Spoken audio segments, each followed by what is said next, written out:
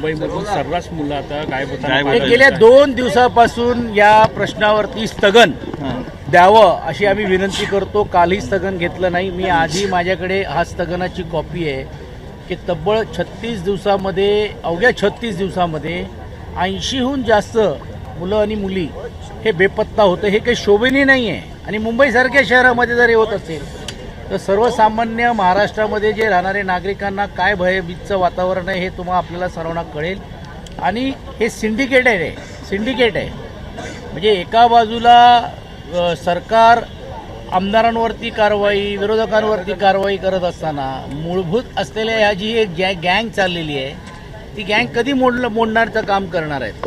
आणि ही जी लोक जी आहेत हे ठराविक त्यांचा नेक्सेस आहेत. सर्व अधिकाऱ्यांना ह्या गोष्टीतली माहिती असते, कारण हे वारंवार हे पकडले जातात, परत बेलवरती बाहेर येतात आणि ह्याच्यावरती कडक कारवाई करणार आहेत की नाही करणार आहेत. आजच सकाळी मी सन्माननीय राज ठाकरे साहेबांचं पण ट्विट या विषयावरती बघितलं आणि हा भयानक परिस्थितीबद्दल त्यांनी राज्याच्या मुख्यमंत्र्यांना सांगितलं की जे योगायोगाने राज्याचे गृहमंत्री पण आहेत, पण आम्ही 2 दिवसापासून स्थगन मांडतो, का दिलं जात नाही. हे सरकारला हे आकडे लपवायचे आहेत का. आणि मग आज जर ट्विट आल्यानंतर ह्या प्रश्नाला आता वाचा फुटणार आहे. आणि मी आता स्थगन दिलेले आहेत. 12च्या जे सभागृहाचं कामकाज तहकूब करून या विषयावर चर्चा व्हावी अशी आमची सर्वांची इच्छा आणि अपेक्षा आहे. यामध्ये ते असंही म्हणत आहेत यामध्ये असंही आहे की ज्या मुंबईमध्ये ज्या प्रकारे मुलं बेपत्ता होत आहेत, मात्र सरकार सातत्यानं तेच उत्तर देत आहे की मुलं सापडली आहेत, त्यांना घरी नेलेले. तीच उत्तर आहे. हे खोटं आहे. कुठून निर्माण होत आहेत हे खोटं आहे.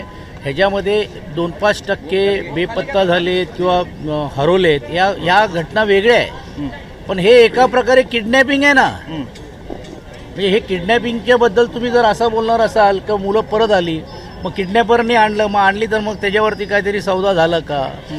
ही सर्व गोष्टी आहेत. आणि या मुलांना आणि मुलींना भीक मागायचा भाग पाडला जातो, विकले जात आहेत. आमचा तर असाही देखील एक माहिती आहे की परदेशातली पण गँग ह्याच्यामध्ये सक्रिय आहे का असा एक प्रश्न निर्माण होतोय.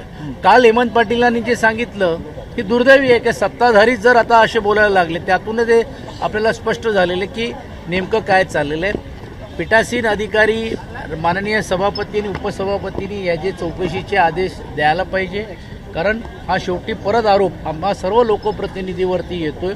अर्थात खालच्या ज्या अधिकाऱ्यांच्या या चुकामुळे मला असं वाटते की पीठासीन अधिकारी बदनामी जर होत असेल तर हे योग्य नाही. बाजूला नक्षली जिल्हा आहे, त्यामुळे सुरक्षेचा सुद्धा मुद्दा निर्माण झाला असं हेमंत पाटलांनी म्हटलं. नक्कीच आहे. त्याला कारण असं आहे की उद्या भविष्यकाळामध्ये जर असं झालं तर कोण कुठच्या ओळखीने आलंय, कोण कोणाची शिफारस न येता जर असं शिरकाव जर करण्याचं काम जर विधान भवनमध्ये जर झालं तर कायदा आणि सुव्यवस्था आणि विशेषतः सर्वांची सुरक्षेचा विषय निश्चितपणे निर्माण होण्याची शक्यता नाकारता येत नाही. मुख्यमंत्र्यांकडेच गृह खातं आहे आणि कायदा सुव्यवस्थेचा सरकारला धारेवर धरून कालच त्यांची शायरी आपण सर्वांनीच ऐकलेली आहे. आणि ज्या भावना त्यांच्या हे आहेत ह्या सर्वसामान्य भारतीय जनता पार्टी आणि सत्ताधारीतल्या आमदारांच्या अनेकांचे आहेत. पण उशिरा का होईना त्यांना ह्याची जाणीव झाली की अशा प्रकारे राजकारण करून तो राजकारण जास्त वेळ टिकत नाही. समाजकारण आणि राजकारणामधला जो एक अंतर आता जो वाढलेला आहे तो त्यांनी मला असं वाटते प्रदर्शित करण्याचं काम त्यांच्या शायरीच्या माध्यमातून केलेलं आहे. विजय वडेट्टीवार यांचं म्हणणं विजय वडेट्टीवार असं बोलतायत की संजय राऊत यांना मी महत्त्व देत नाही. वेगळ्या विदर्भावरती जे संजय राऊतांनी जे उत्तर दिलं आज प्रश्न ह्याच्यामध्ये पत्रकार परिषदेमध्ये, त्यानंतर वडेट्टीवार बघा ही आमची भूमिका आहे.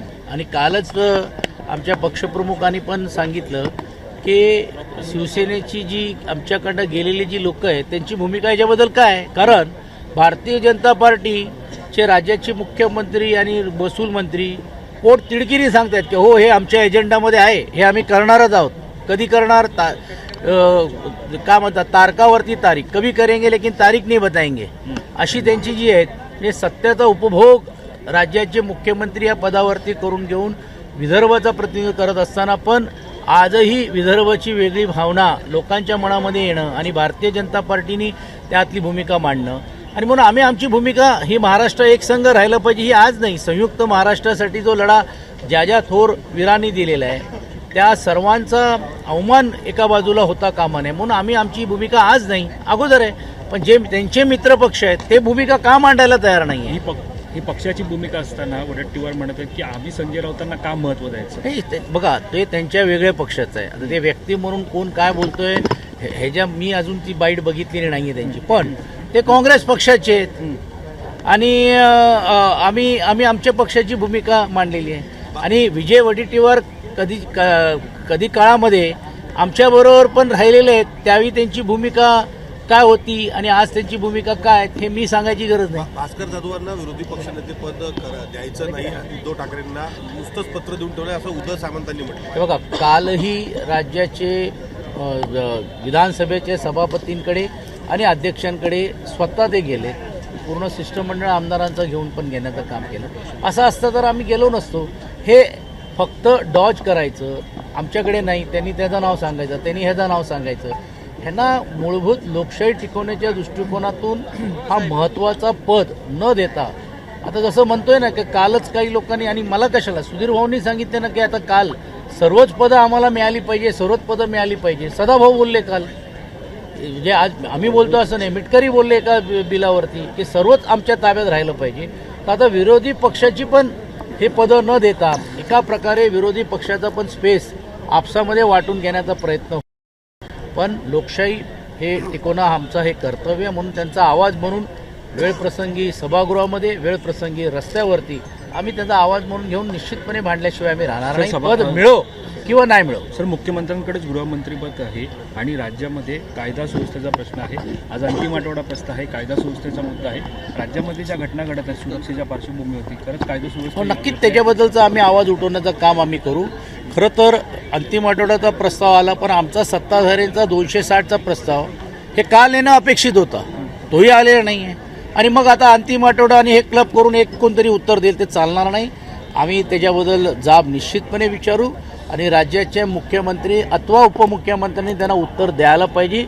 ही भूमिका आणि ही मागणी आमची राहणार आहे. संपूर्ण अधिवेशनामध्ये विरोधी पक्ष फक्त विरोधी पक्षनेते पद मागण्यासाठीच त्यांचा आठवडा गेला असं सत्ताधारी म्हणतात. पायऱ्यांवर विरोधक कुठेही दिसले नाही असं त्यांचं. बघा, मी कालच परवा त्याचं स्पष्टीकरण केलं की मुळामध्ये 4 आठवड्याचा हा अधिवेशन व्हायला पाहिजे होता. का ते एका आठवड्यामध्ये गुंडाळण्याचा प्रयत्न करतायत आणि सकाळी 8:30-9 वाजल्यापासून इकडे लोकप्रतिनिधी त्यांना यावं लागतोय, 10 वाजता हाऊस चालू होतोय, रात्री 11 वाजता बाहेर पडतोय. म्हणजे आम्ही आज बोलायचं की नाही बोलायचं, तर पायऱ्यांवरतीच राहायचं. म्हणून आम्ही आज स्ट्रॅटेजीचा एक भाग म्हणूनच पहिल्या दिवशी आम्ही आंदोलन केलं. नंतर अर्धे लोकप्रतिनिधी बाहेर आणि अर्धे आत असं होता कामा नये. प्रत्येकांचे प्रश्न आहेत, प्रत्येकांना चर्चेमध्ये सहभागी व्हायचं आहे. म्हणून सर्वसामान्याचा आवाज हा सभागृहामध्ये मांडण्याचं काम आम्ही करतोय. मग यात नवीन काय? म्हणजे त्यांना आता सत्ताधारीच पायऱ्यावरती यायला लागलेले आहेत आणि आम्ही बोलायची गरज नाही आहे. विरोधी पक्षांमध्ये आम्ही भूमिका मांडत असताना सत्ताधारी आमदार पण आता या सरकारच्या विरोधात किती बोलतायत आणि म्हणून हे काहीच चाललं नाही, सर्व आलबेल चाललं आहे असं चित्र निर्माण जे करण्यामध्ये ते यशस्वी ठरलेले आहेत, अपयशी ठरलेले आहेत. आणि त्यांचे सत्तेतले असलेले आमदार आता त्यांच्या विरोधात बोलायला लागलेले आहेत. त्यांचं पहिलं तोंड बंद करा ना. Okay sir, thank you. पार्टी आणि सारथीच्या संदर्भानं अजित पवारांनी विधानसभेमध्ये निवेदन केलं. त्यांनी स्कॉलरशिपसाठी एकाच कुटुंबातले 5-5 जण PhD करू लागले. ठराविक विद्यार्थ्यांसाठी प्रत्यक्ष कोटी जातात अशा पद्धतीचं वक्तव्य त्यांनी केलं. चुकीचं आहे. तो त्यांचा मूलभूत अधिकारी आहे. जर ते कुटुंब जर त्या समाजाला जर असतील आणि त्यांनी त्या समाजाचा तुम्ही शासनाने घटनेनुसार त्यांना दिलेला अधिकार आहेत, मग त्यांची चूक आहे का त्या एका कुटुंबामध्ये ते राहत आहेत म्हणून घेऊन? बार्टी असेल ही संस्था का झालेली आहे? बार्टीची ही स्थापनाच मूलभूत अशी झालेली जे उपेक्षित असलेल्या लोकांना वरती आणणं आणि त्यामध्ये जर एक समाजाचीच जर जास्त असतील तर तो त्यांचा दोष नाही आहे. आणि असं कुठे ठरलेलं नाही आहे की समाजामध्ये एकच माणूस शिकू शकतो. जसं सर्व स्पर्धेमध्ये सर्वजण येऊ शकतात तसं विशेष सामाजिक आणि मागासवर्गीय समाजासाठी ही स्थापना आणि ही अट घटनेनुसार परमपूज्य भारतरत्न डॉक्टर बाबासाहेब आंबेडकरांनी दिलेली आहे. त्याचा स्वीकार केलं. मग एका बाजूला अजितदादा धर्मनिरपेक्षची गोष्ट करतायत आणि अशा प्रकारे बोलून ते नेमकं त्यांची भूमिका काय हेही सर्वसामान्य लोकांच्या मनामध्ये प्रश्न निर्माण होतो. ओके.